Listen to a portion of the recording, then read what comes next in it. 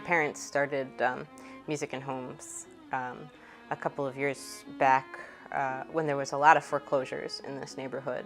So we said we should really approach the neighborhood about having a concert series and making this our venue, and we would have, we wanted to have wide appeal, so we decided we would have jazz, classical, and world music, and designed it such that each concert took place in a different home in the Palmer Woods neighborhood.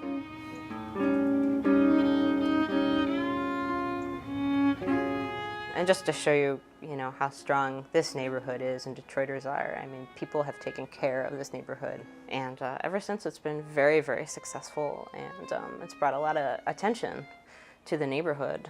And, and it is really bringing music back to where it was supposed to be, especially classical music and classical chamber music. There's definitely a feeling of intimacy that you don't get in a club, in a theater, definitely not in a, something like Orchestra Hall or Carnegie Hall.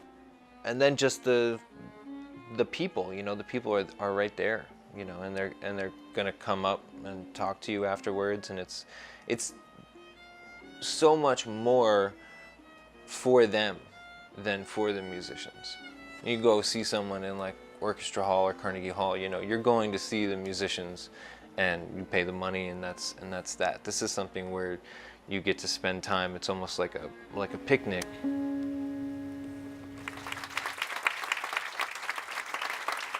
It was party music. It was in beautiful houses and castles, and that's where these works were originally performed. So you're getting a chance to see a concert, the way it was intended, not necessarily in the concert hall.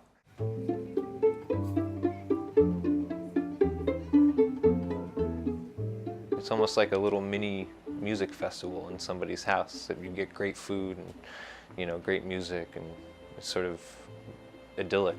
You just can't fight with it. It's great. It's a really beautiful thing to see these houses that are really amazing architecture, beautiful place to see a concert, and then hear some great music on top of it. It's definitely very inspiring to come and play with my dad and work with my dad and be able to connect with him, in that way. She's a first-rate, marvelous musician, and it's really cool to be doing a concert with my daughter and my son-in-law. And the third musician, Curtis Stewart, is sort of like the extended family.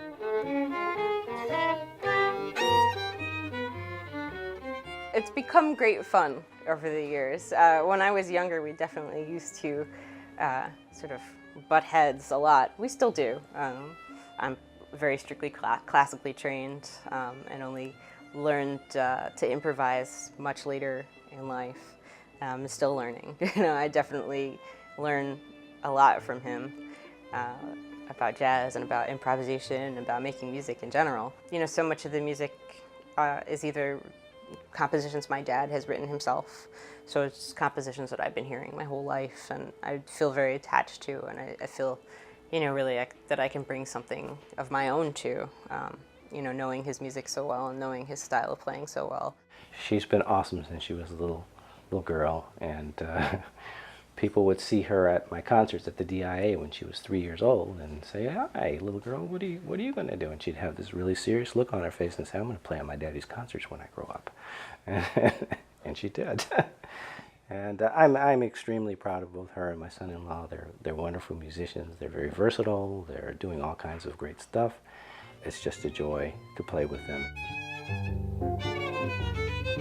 Making music with people that you love is a wonderful privilege. I think that you don't always get to do that, and you make it work anyway. It's like a marriage. It's very tough to build long-term relationships with musicians that you both feel that you play well together and also you really like as people.